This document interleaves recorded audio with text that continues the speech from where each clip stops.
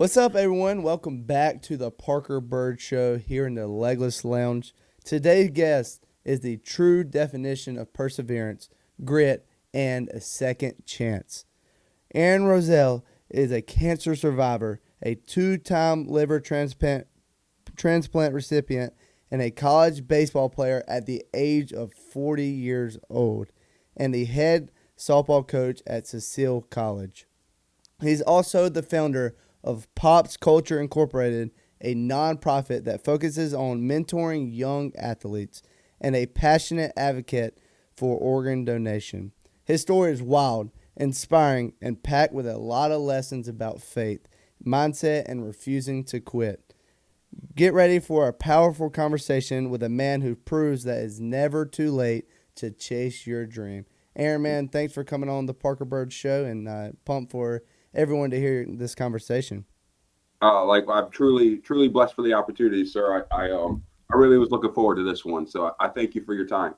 Always, man, I appreciate it. And so we gotta start off by this, because whenever I learned about you, man, this was the most impressive thing that I've seen in a very long time. You made headlines as a 40-year-old JUCO baseball player. What made you want to lace it back up at that age? Um, I love baseball to my core, but when I was younger, I let my ego get in the way, and I only played basketball, and I was pretty good at it, so I kind of fell out of baseball. Hmm. Um, but then I just got the opportunity, and I was like, you know what? Like I always wanted to be a college baseball player. Why am I not trying to still do that? Hmm. And what really helped give me the confidence was I talk all this stuff to these kids about never give up on your dreams, put the work in, you never know what could happen. How could I not pursue my dream, but then try to sell them on it? So it's Hmm. like, you got to lead by example, in my opinion. And I was like, what better way to lead these young people than to get right in the thick of it with them? That's right. That's powerful. That's powerful because a lot of times in life, you preach but you don't really practice it. So it speaks volumes that you got back in the fight. You got back in the thick of it with them. So that's powerful. Thank you, sir. How did your teammates respond to you realizing that you're older than probably some of their dads? That's a 100% accurate statement. I was one of the parents. At first, they kind of looked at me funny, like they didn't really understand. Some of them thought I was a coach, which was totally understandable. But they're very welcoming. Um, they never really judged me, but they also they kind of made it easier on me because they just would never really let me do the the hard stuff, like the raking of the fields that comes along with being a JUCO athlete. Hmm. And like for lack of better words, man, like JUCO's hard, man. It's like the sucky parts of it. They really kind of protected me of it. Like they respected me so much, and they really started gravitating towards me as like a mentor. And like that was one of my biggest fears was like how well am I going to be perceived by these young people because like I'm older than them.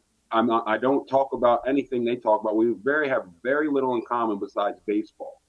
But I think that's the beauty of baseball. It doesn't really matter anything else. Like Hmm. there's enough to talk about in the dugout just about baseball. And like I was truly blessed by the opportunity because I got to and still get to mentor, an extra, 30 kids that I would have never met if I didn't pursue this. So they were very receptive of me, looked at me sideways the first couple of times, but once they saw that I was willing to do everything they had to do, they were cool with it. How do you think that you earned that respect at such a early in the relationship there? How do you think that you built that trust and respect? I did nothing to create a difference between me and them. I didn't look at myself as a 40-year-old baseball player. I wasn't looking for special treatment from being old and my left leg has no feeling in it, so I fall over a lot. But I didn't look to make excuses or use those for excuses. I would just keep pushing, and I pushed myself. A couple times where I ended up in the hospital, but I mean that's just a part of the life I live. That's right. But I think once they saw how much I was willing to kind of suffer with them, it kind of opened up their hearts to like, okay, like he's not just here, for the social media cloud of this. Like it's not just a publicity stunt. Like he's really here because he loves baseball.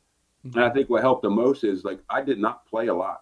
Like I'm not good at baseball, but I took advantage of every opportunity I had when I got in the games. But I also did all the things as a teammate that I think a lot of people were missing out on. Like if I'm not in the game, like if my first baseman's coming out, like I had two baseballs ready for him every time. I have another ball for my center fielder.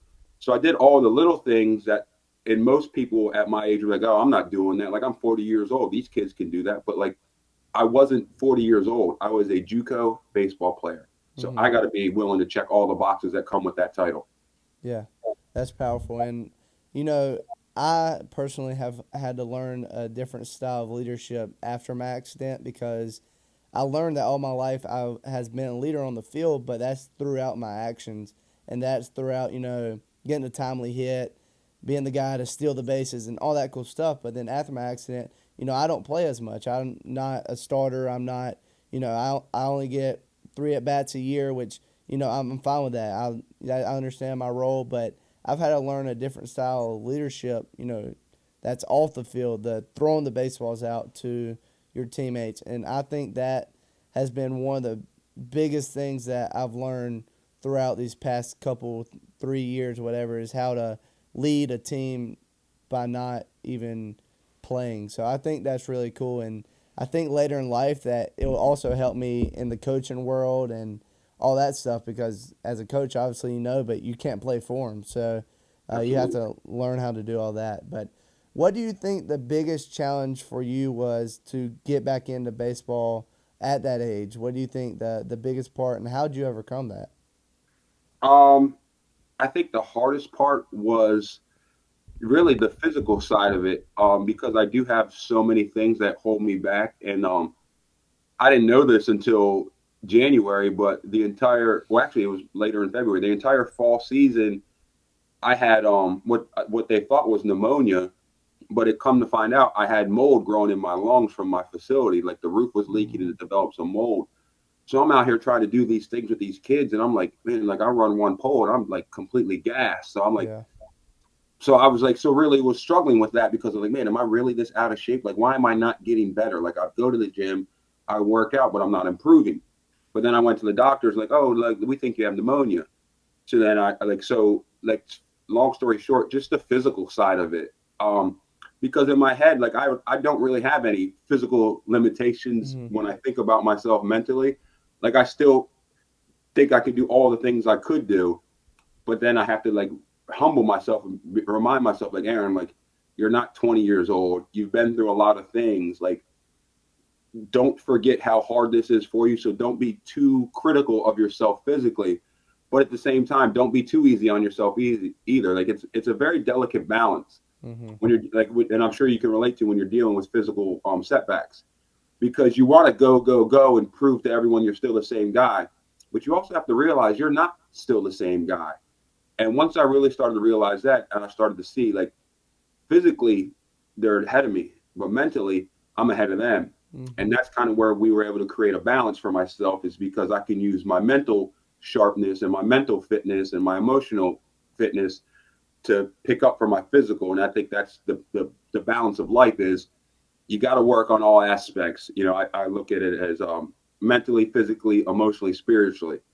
Um, and physically being the first one that tends to fade. But if you keep the other three strong, you're always going to be okay. And I truly believe that's why I survived what I've survived, health wise, is because mentally, emotionally, and big time spiritually, like I've developed a really, really strong foundation. So I'm really like, whatever happens to me physically doesn't really, I just look at it as like, okay, like let's go ahead and beat this too. So Hmm. I fear nothing. That's right. That's awesome. And while you were talking, a quote from my good buddy Trooper Wright came up in my brain, and it says that he said the only limitations is the ones that you put on yourself. And he said that the other day to me, and I was like, you know what, man, that's spot on because Yeah. it's really about your mental state. And as long as that's short, man, it doesn't matter about any physical limitations. You can push through it. And so I thought that was awesome. But Absolutely. And what's that's, been oh, go ahead. Sorry. no, you're good. You're good. Go ahead. I was just gonna say that's what really makes me think what you're doing is so impressive because, like, I don't know how old you are, but I can't imagine you're any older than 25 at the Yeah. oldest. Yeah, I'm 21, so Yeah, yeah, 21. that's right. Um, and from I've coached quite a few years. So I have kids that I've coached that are 21. I don't know if many of them could handle what you handled, but at the same time, you really don't know what you can get through until you have to go through it when you're faced Mhm. with that choice. Mhm. Um, and I think that's really what you're just to kind of go off of what you're saying with the mindset is. every day we have a choice, and every action, has a consequence. But we've also developed to think that consequences are all negative, and that's not true. There's good Mhm. consequences also. And if you look at what you've been through, yeah, it stinks what happened, but look at the side effect of what happened. Look how much stronger you are in the other aspects of life. Look at the platform you're building. Look at the people you 100%. get to help. And I think that's where our purpose comes in, and that's where God really plays a part. Is we're not here for us. We're here to find our purpose and then Hmm. share it with the world. And I think Yeah, that's why I don't really get thrown off, is because God showed me my way. And how can you really fail when you know that's that's who's right. driving your ship? That's so true, dude. And grit comes to mind whenever I think about it. And the crazy thing about grit is you don't really know how much grit you have until life punches you in the face and you have to pull out that grit. And it's the early morning therapy sessions, it's the PT that you have to go through. It's really all of it. But the grit is it's real, and everybody goes through stuff in life. Mine is losing a leg. Yours is cancer, two-time liver recipient. Like it's all going to hit us at some point, and a lot of people it's the stuff you can't even see. Losing a Absolutely. loved one, whatever it is, and just getting up each and every day can be challenging to some people, and it's really that grit that you have to dive into and understand about yourself. Oh, absolutely. Because there's a lot of people that allow their situations to overwhelm them to where they stop making accomplishments and stop striving for better. Hmm. But and I'm sure you can relate to that, and I'm sure you fully understand why people allow that to happen. Because I'm sure there's been times where you're like ready to just throw in the towel. Definitely. And at my worst, I was ready to throw in the towel. I'll never forget laying in a hospital bed, and I'm just like, I never thought I was gonna die, but I wanted to die, and I just remember calling out to God. I'm like, man, like I'm done with this. I don't want to do this anymore. Like, take me, and He did take me. The thing Hmm. is, He took me to where I needed to go to get to where I am now. And And I used think you. that's where the thing is, Used you. you have to surrender yourself to that higher power, and then you stop, wallowing in your self pity, and you stop feeling bad for yourself, and you just look at it all as like, hey, God's testing me, like, because He's preparing me for what I need to do. It's no longer why me. It really becomes try me, because I'm ready for I whatever. love that. I love that. That's sick. And what would you say was your most rewarding part about, going back out on the field and after everything you've been through? What was the most rewarding part? Probably really just putting on that uniform for the first time. I think Hmm. the media day thing was probably where it finally hit me. Like, I was like, man, like I'm really doing this. Yeah. And then, you know, the most, like, for me, like when I was young, I was a terrible student. My GPA in high school graduating was 1.9, so I couldn't do much with that. But I made the all conference all academic team as Oh, that's this awesome. year, and that was kind of my goal, and it was a lofty goal, but I did it, and like it just really makes me really proud of myself, because not only did I play baseball and I played at a good enough level to be considered for all conference academic, Hmm. I also killed it in the classroom. And as much as most athletes don't like that, at the end of the day, that's really becomes the most important part, because for all of us, eventually, baseball playing is going to end. That's right. But if you set yourself up in the classroom, baseball doesn't ever have to end. There's so many different avenues to be a part of the sports you love besides playing. But like I was talking to a kid last night, to where baseball playing can't be your sole identity. You Hmm. have to have something else, because when you make it your sole identity, you're attached to the results and you're attached to what happens within the game. And and anyone else who's ever played baseball knows, when you attach yourself to the results and the stats of the baseball, you're Mm, setting yourself up for failure, failure. because that's all it's about. How many 100%. times can you fail and but keep showing up? Like, that's life, and that is baseball, and that is why I love it. That's right. That's right. And I understood now that after my accident that baseball is just what I do. It's not who I am. And the Beautiful. biggest thing, really in high school, and I see people all the time, even to this day in college, they get so wrapped up in their identity being their sport. And one day, like you said, it's going to end. It essentially sports can't go on for the rest of our lives, no matter how much we love it. And you have to fall back to the degrees, the stuff Yep. that you get, and the education, and that's what sets you up for success in the long run. But I want to go back to the dark days, and you've been through a lot. And so, what was your mindset, in the darkest days, and how'd you get up every single day and keep going? Really, my kids, I wanted to see them again. My second transplant was during COVID, so I couldn't have visitors. So I was in there for Mm-hmm. 2 months by myself, and that was probably the hardest part of it Hardest. all was not being with your loved ones. Mm-hmm. Um, and I just remember one day sitting up with a PT, and I looked at my legs, and like it was literally just skin and bone. I was 115 pounds, and like I'm 6'4". 6'4" at 115 is not a good look. Mm-hmm. And I just remember crying like to the PT guy, and I was just like, man, like this is not me. Like I'm an athlete. Like I am not this frail, weak, just nothing. Like I'm just a bag of bones. And that's when I just really got motivated because I'm like, this is not how my story ends. Like I'm the author of this book.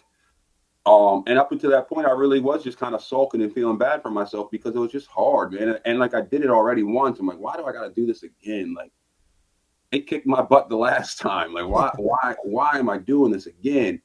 But then he said, you don't have to do much. You just gotta, I just want you to stand up 5 times and sit back down. That's where I was at. They didn't think I could stand up and sit down 5 times. So me being me, I did 10. I love it. And It's then that good. was the start of the comeback right then and there. I stopped, feeling bad for myself and stopped asking God to, let me die and let this end. And I started living again. And that's why like it's literally cured my depression, my anxiety, because I really realized how quickly this all can be taken from you. And to go from a point where, you know, the expectation of you is to stand up 5 times and just sit down, like not even move. Mm-hmm. It's just like Yeah, that's not what I wanted to be my expectation, at 35. And so I wasn't going to let my circumstances be my outcome. So I just started working. So it's the darkness where you find your light.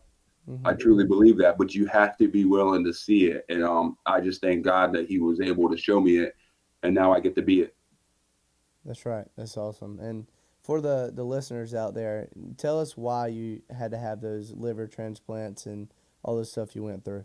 Oh, so here's a fun fact: nobody knows.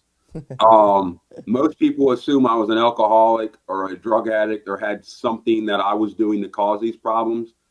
My first liver transplant came. I found out on September 11th I was cancer free. September 17th I had a liver transplant. They have no idea why my liver failed. They said it was like buying a brand new car and it just has a bad transmission out of just dumb luck. Something happened in the factory. Mm, Um, they didn't think I would even survive the transplant. They have the audio from that, and they pretty much told my family like he's not going to make it. His body's been through too much. No one can survive this. They didn't even really want to do the transplant because you have to be a year cancer free before you can be on the list. But my mm, urologist came to Baltimore and like spoke up for me and said, "Listen, like this kid's young, he's in shape, he's going to beat this. Give him a shot." And they did, and like I'm so thankful for that. But yeah, even like so they gave me the first transplant, and it was the first emergency transplant done in Maryland.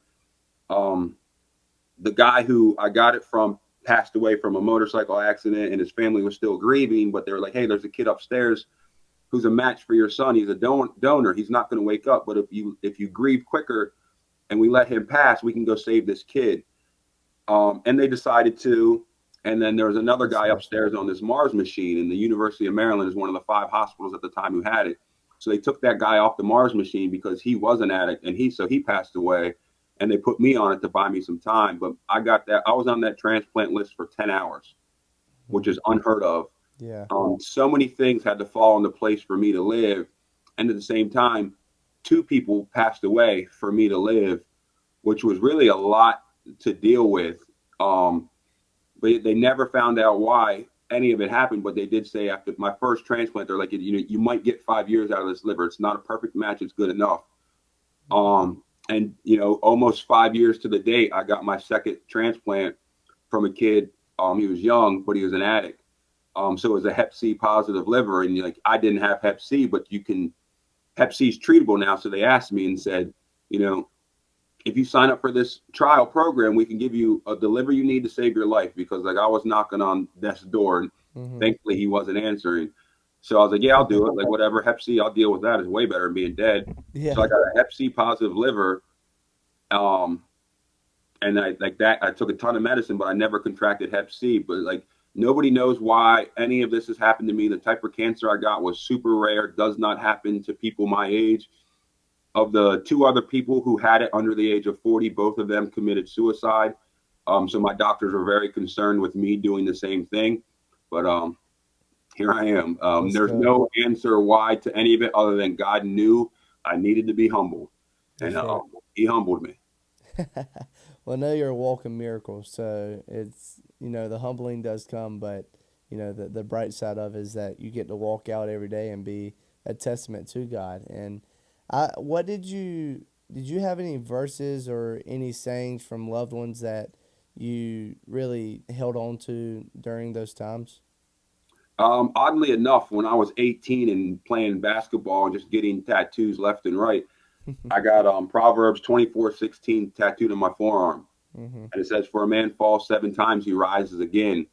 And you can really see how that became very fitting for my life. Oh yeah, But I also got Hakuna Matata tattooed on my chest on my 18th birthday, which no also, worries. yeah, and that's really how I've lived my life because I don't worry. I put it on God. It does Hmm. so I don't have to worry. So um, I'm not really close with any of my family, like, but oddly enough, my uncle is a Catholic priest. We're very deeply rooted in Catholicism, but like I'm Hmm. not myself. But I look at these verses that I got, and even I forget about these, but back here I have guide us in life, protect us in death. Hmm. And it's just weird. I got those at 18. That's I didn't know what I was foreshadowing. going to Let's go through, go. but every one of those became like a mantra for my life. So I really pushed the Proverbs 24:16, and the whole guide us in life, protect us in death, and Hakuna Matata. I loved them when I was young, and they became mantras for me. So those are three things that I think God knew what He was going to put me through in the next years. So He made sure I got them on my body. So when I'm laying in that hospital bed and I I'll can't remind you. do much, like I could see that, and it's reminding me, like, hey, like you're righteous, man. You're going to rise again, and Right. we keep rising. That's right. Are you a big Lion King fan? Yeah, Th- yeah, like the Let's biggest. go. That's the best Disney movie in my opinion. Yeah, it's phenomenal. It's just such a good message, and it's like it's. I just love it. Like I could sing all the songs. I won't do I that to agree. you guys because it'll shatter every piece of glass in your house. But yeah, Lion King, and it's just like I love the comeback story and the trauma and the heartache Simba had to go through. Like that's just and like now I look at it as like me and my son. I want to get my next tattoo. I want to do where Rafiki did Oh, the that's sick. lion thing on Hmm. the wall and I get the mane on it. But like I look at myself as like, I am now the Mufasa, and I'm not going to be here forever. But I got a gang full of Simbas that I need to raise so they don't become Scar like. That's right. That is so cool, dude. And the message behind that movie is phenomenal. It really is. It And is one of my. it's I'll probably watch it today. yeah, it's actually probably one of my favorite movies of all time, if not my favorite movie. So that's I really awesome. love how it ties into the Black Panther storyline. Also, it's just Hmm. really cool how things connect if Yeah, you pay attention. But I think that's part of some dude. of the issues today is we don't allow ourselves to slow down enough to pay attention and be in the moment and really take it all in. So that's a big part of what I push is like let's be present. Yeah, yeah, 100%. Hey, after this podcast, I'm gonna send you a picture. But I'm a big Lego guy. That's the way that I kind of just debrief. I just I'll watch a show, watch a movie, and just build Legos. It's kind of my therapy session. But Love that. I built Simba. I've built Black Panther. Both of them. I'll Oh, send that's you some cool, man. pictures. Yeah, I don't have the patience for that yet. You're a Yeah. better man than me. I have like my son was in the Legos for a little while and we would do it, but it ended up more in me to like throwing things against the wall. Yeah, and breaking them. Yeah, That's like we funny. still have Lego sets and boxes just because like I'm like, bro, I can't like I just can't do that yet. I'm not there Yeah, yet. I know what I'm yeah. good at, or I know what I'm not. That's right. Well, that's powerful. How has your health journey kind of changed the way you view baseball, coaching, and life overall?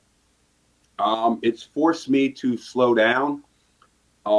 And I think that's important. We have to learn how to, you know, work our gas pedal essentially. And before I got sick, I was just go, go, go, go, go all the time. But now I'm a little more calculated with my go, and I'm learning how to coast and let off the gas and allow myself to rest. And just kind of like, just like be more present in the moment and just be a lot more aware of not just myself but others and learning that we are all unique individuals, and you can't coach everyone the same, and you can't deal with everyone the same. And you really, if you really want to help others grow, you got to make sure they know you care. You Mm-hmm. can't just be that coach who's yelling and screaming and barking out orders. You got to coach the individual. Some kids won't respond to that. So I think the greatest blessing from everything that I went through is that it taught me patience, but not just patience with myself, patience with trying to understand people. It's no longer about being right or wrong. I communicate in ways to seek understanding because that's where the growth lies. And the beauty of growth is sometimes you grow together, sometimes you grow apart, but either way you're growing, and I think that's what's important. Hey guys, I want to take a quick second and thank today's sponsor of the show, Children Health Services. They understand the importance of your child's well being from the day they were born in the hospital. They have two locations now, one on Arlington Boulevard and a brand new one on 10th Street. I got to go and check it out the other day and it's top notch. So make sure you guys go and check it out yourselves. Thank you guys for the support and back to the show. Whenever you decided, I'm gonna send up 10 times instead of 5. You decide that at that point you're going to be a victor and not a victim, and I think that's so powerful. What does this look like on a day-to-day life in your life today? I don't plan too much in advance just because I never know when I'm not going to be able to go. Mm-hmm. But I got really, knock on wood, I've had a really long stretch. But so day to day, like I wake up and I just say, thank you. Because if I wake up, I'm good. Mm-hmm. And then there's some days where I got to lay there a little bit longer, but thankfully I've been able to get like right to it. I go down. I live the life of a retired old man. I get a coffee. I go down and sit by the water and watch like ospreys, and there's tons of bald eagles around us. So I watch the Mm-hmm. birds fish and hunt. I Yeah. run these steps down there in my hometown, Port Deposit, do a few push-ups, some air squats, and then I just figure out what I have to do that day. That's kind of the beauty of the life I live.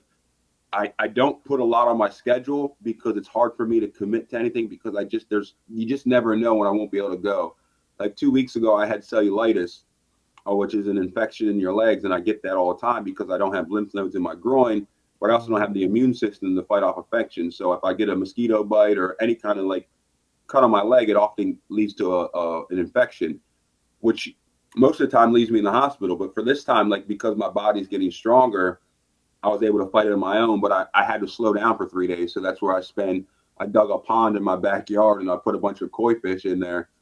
So I sit there and just watch fish swim and read books on the days I can't go. But if I feel able, I try to just get as much done.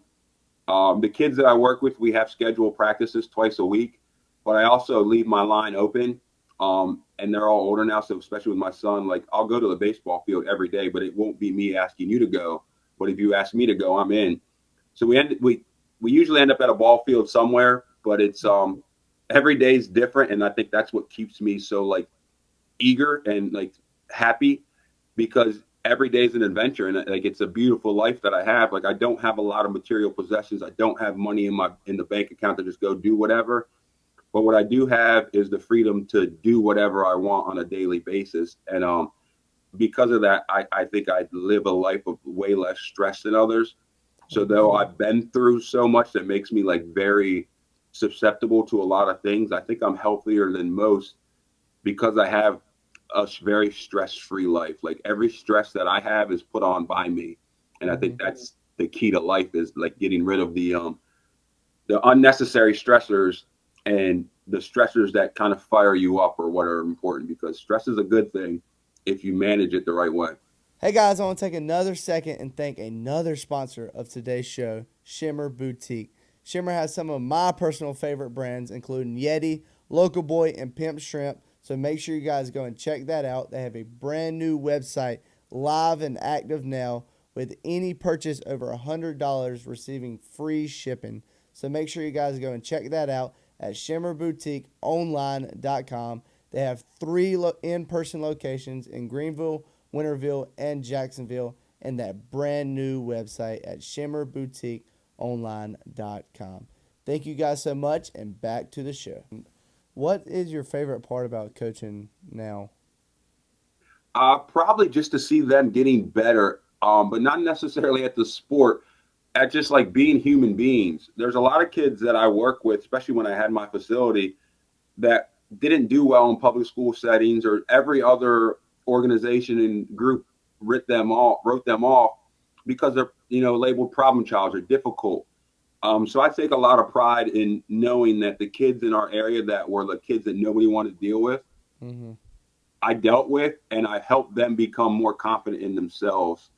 And I think that's the key element to a lot of these kids' behaviors is nobody really listens to them and respects them, so they buck the system. But with me, I'm like, it's mutual. Like, you respect me, I respect you. If you disrespect me, I probably can disrespect you a little bit better. And like, I tell these, like, I don't really, like, I keep it age appropriate, but I don't really lie to them. I keep it 100 with them all the time. And we had kids in my summer camp. We had, they're in the Pokemon, sports, the violin, the cello, all this stuff. So the kids that are playing the cello and violin, these other kids are getting annoyed with them because they're not good yet. They're like 9, 10 years old playing an instrument that's crazy hard. So they're like, Yeah, "Coach that's Darren, crazy. can you tell them to shut up? They're making too much noise and they suck. It's annoying." I'm like, "No." I was like, "They don't suck. They're just not good yet. They're inexperienced." I was like, "You're over here shooting hoops and you've laid nothing but 90 bricks in a row. You're not good either." They don't want to see that, but they're not telling you to stop. So why? It's just because you don't like it doesn't make it wrong. Like, you got to learn how to get along and coexist. And like, because of that, we have such a diverse group of kids, and they've learned to accept each other. And so it got to the point to where I'm not even correcting anything anymore. I'm just sitting in the corner chilling, and someone will say like, "Man, I'm sick of this. I suck at it." And then the kids who are labeled problem childs, they look at them like, "Hey, man, like, you don't suck. You're just not good yet. Keep working, and you'll get it." And that's, That's to me, awesome. that's the best, when they start holding each other accountable, but also not kicking each other when they're down, lifting each other up. That's the win, Mm-hmm. because we're just so negative to each other, and it literally makes no sense. Like, why are we not building each other up? Because life's going to beat you down enough. You don't need your neighbor doing it. And if you don't get along with them, you don't hold any hate in your heart. You just stay away from them. I mean, there's That's plenty right. of people that I don't like, but I hold no hate in my heart. So that's what I try to get these kids to understand. Like, that hate only hurts you, man. Like, get rid of it. It does Sure. no good to anyone. That's awesome. That's So we awesome. we teach love. Probably could have summed it all up as like, just watching these kids learning how to love each other is probably the Mm-hmm. highlight of what I do. That's awesome. What advice would you give to someone who, thinks it's too late or that they're too old to chase their dreams? Try, because we often attach failure and deal with failure because we have an expectation. I didn't start trying to do what I'm doing with any expectation other than being my best.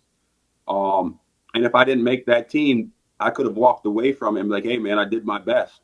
Mm-hmm. And I think that's what we with the term ego comes to mind, because we often attach that to with someone who's like egotistical or overly confident. But ego goes the other way too. Ego is the physical part of your thought that is keeping you from pursuing something. It's the voice in your head that's telling you, you can't do this. Like, what if this goes wrong? It's the thought of what can go wrong can become, is in a way, your ego. You have to hear that and be like, "Listen, like, I get it. I get things can go wrong, but I'm gonna try anyway." And I think that's the element of life, is trying without expectation. How many times you hear people join in the gym and they're like, "I want to get down to 145 pounds." Stop attaching a number goal to it and really start attaching like a feel goal to it. Like, I want to be confident when I wear this, or I want to feel Mm-hmm. better about myself in this. And I think when you lose expectations, you are more willing to try, because there is no failure, because the only goal is better. Right. So it's like, just losing the expectation, I think, is the most important part of trying, no matter what your age is. Don't look at yourself as a 40-year-old or a 50-year-old or a 60-year-old. Just look at yourself as a person who's trying to get better, and lose Yeah. all the other adjectives and labels and just go. I think we all kind of fall victim to this, but the comparison game, it's evil, and we all do it, no matter what it is. And whenever you were, getting back into baseball, you were much older than some of those other guys, and you had to probably deal with the comparison a little bit, but you overcame that, and you understood that what you were good at, and that you're better mentally than them.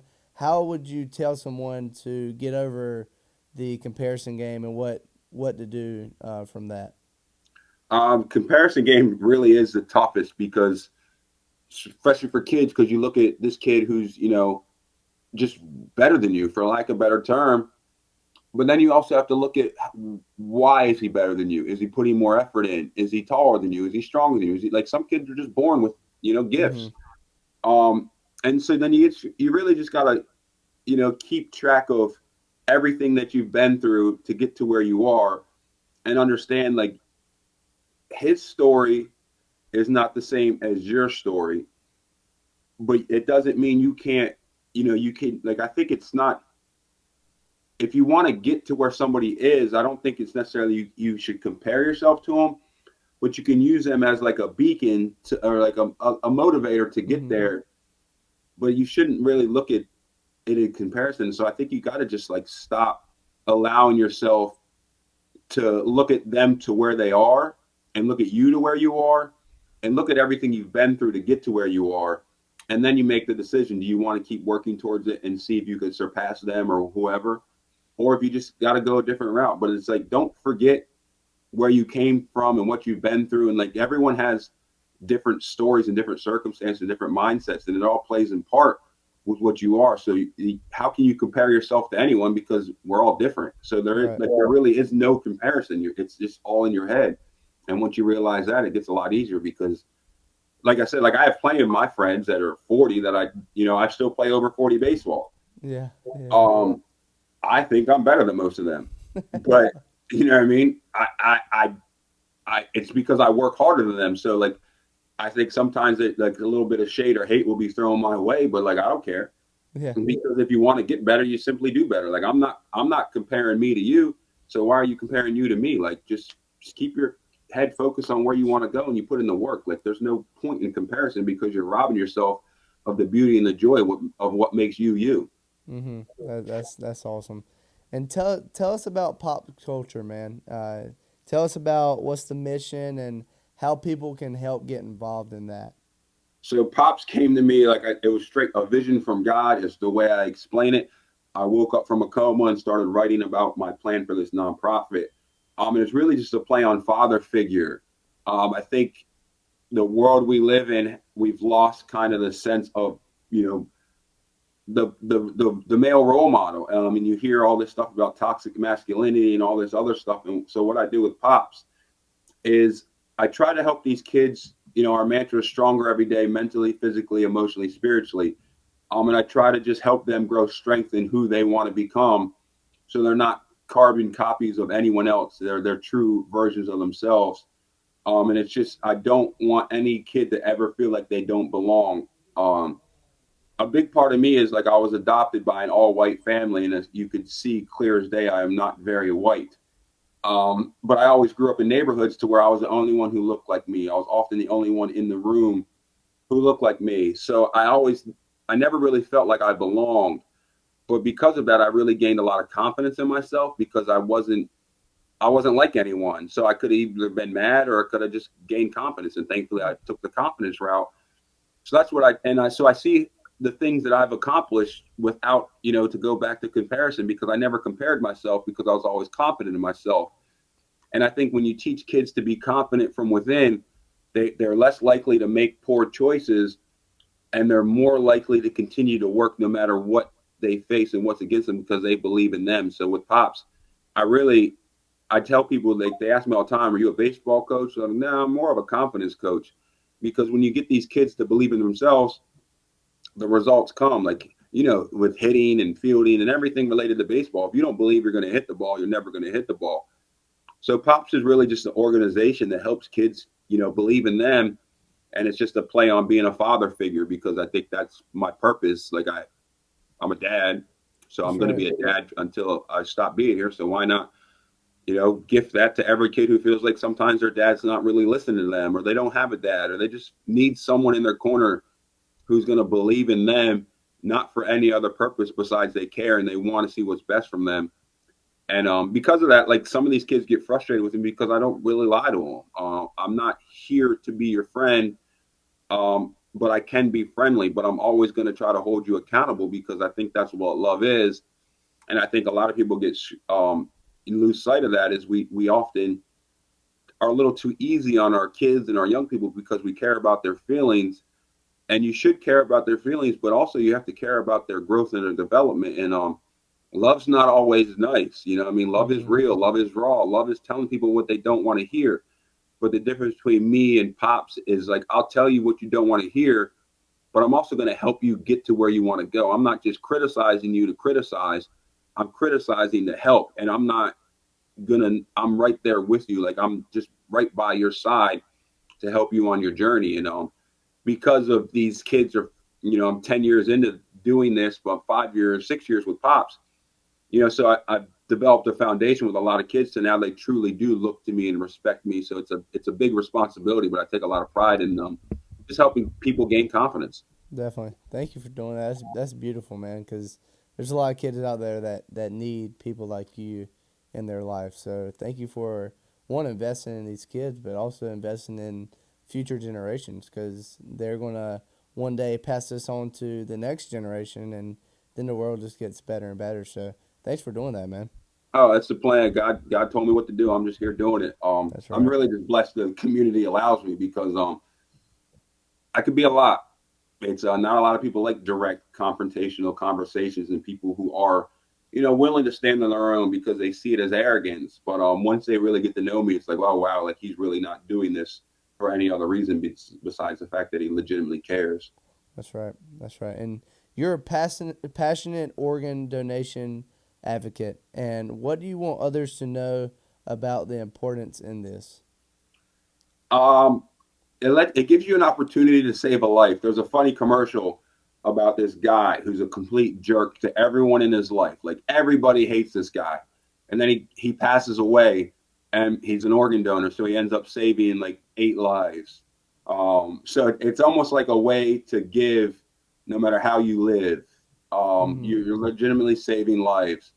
And there's like a lot of people are like, oh well, I'm this religion or I'm that, like, or I don't want to die on the side of the road, and they could save me, but they see my license and I'm a donor, so they let me die. None of that's true.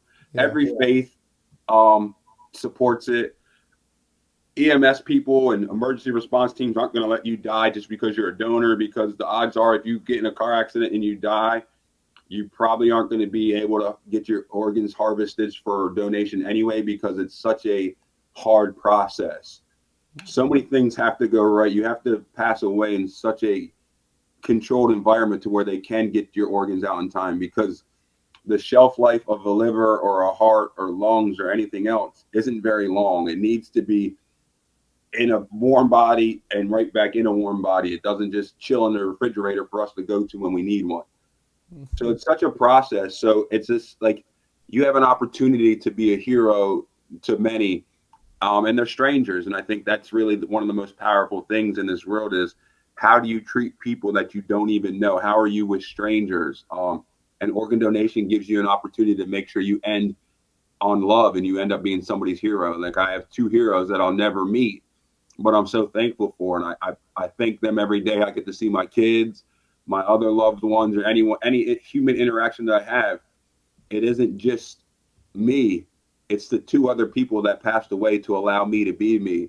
So their legacy lives on through me. And I'm a big Kobe guy. And I think, storytelling and legacy is a big part of this life. And I'm just very blessed and thankful that I get to continue on two other people's legacies through me. And I think that's a big, powerful part of signing up to be a donor, is like it's going to allow your legacy to live on. Mm-hmm. That is powerful. As we close out, dude, I like to do a series of rapid fire questions. It's kind of fun questions. So you good? You good for that? Yeah, let's go fire away. Let's do it. What would your walk up song be coming up in the bottom of the ninth inning? Oh, bottom nine. That's tough. Probably go with Kendrick Lamar. Be humble. I I just like like that. it. Mm-hmm. And it's like a good like a Good beat. good It's a good beat beat. to it. But like if I try to walk to that pace, and right when I get to the plate, I tap home plate twice on beat and I get ready to rake in. It's just a good reminder, like, hey, be humble in this moment, and no matter what the outcome, it doesn't define you. Yeah. Who But I would am be? going to deliver. Yeah, yeah. Yeah. Who would be your MLB person to hang out with for a day, past or present? Probably Ken Griffey Jr. Mm, He's just my guy. Like I'm a big Chipper Jones fan, but I think like especially seeing Griffey get into photography and like I love photography too. So that just gives us a lot of conversation pieces. Like we could yeah, talk about baseball and all the other sports, but we also could talk photography. So I could connect with him on multiple levels. I that's would probably awesome. pick Griffey. That's awesome. What is your favorite post game meal? Favorite post game meal? Probably Cane's. Man, I just love a good chicken tender. Yeah. Cane's is quick and easy and quality. When I'm after my game, my school's an hour away. So sometimes we have a 2 hour bus ride, and then I have another hour ride home. And my body is not equipped for all that. So I'm usually in a rush to get home because I know I have about maybe 4 hours before my legs seize up and cramp up to the point where I'm not going to be able to really move. And like Wow. just about every game on the ride home, like I'm driving in cruise control because my legs are both like cramped up. I don't know if you ever got a cramp driving. Mm-hmm. I guess it'd be kind of harder for Yeah. you now with only Yeah. one Yeah. leg, but Yeah.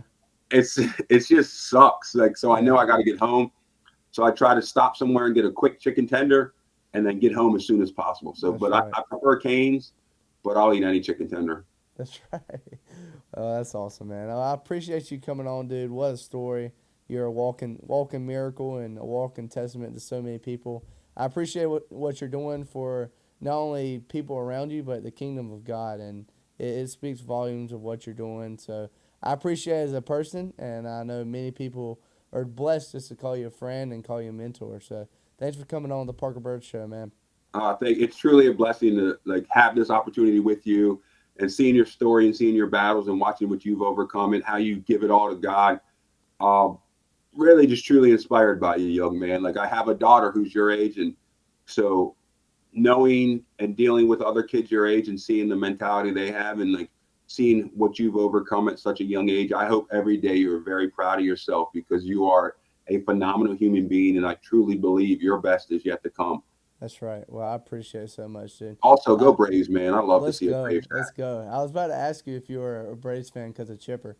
I am. I'm surrounded by Phillies fans, and I love watching I hate Harper it. and them I ball hate it. out. Bro, I'm deep in the mud of Phillies country. Yeah, well, dude, I've been a Braves fan since day one. My dad and my grandpa both are Braves guys, so they kind of passed it on to me. I was a big Brian McCann fan growing up. That was Great my choice. guy. Yeah, Yeah, that yeah. I'm one of the few Braves fans here, but I do my best to represent that's right. Well, keep representing, brother. always. There truly Uh, was a pleasure. Man, what an amazing story. I want to thank Aaron for coming on today and sharing his hard battles of his whole entire life. Make sure you go and check out what he's doing at Pops Culture. Make sure you support him because he is an incredible human being, moving incredible lives. So make sure you go and check that out. As always, if you like the show today, make sure you share to a friend. And as always, go Pirates and God bless.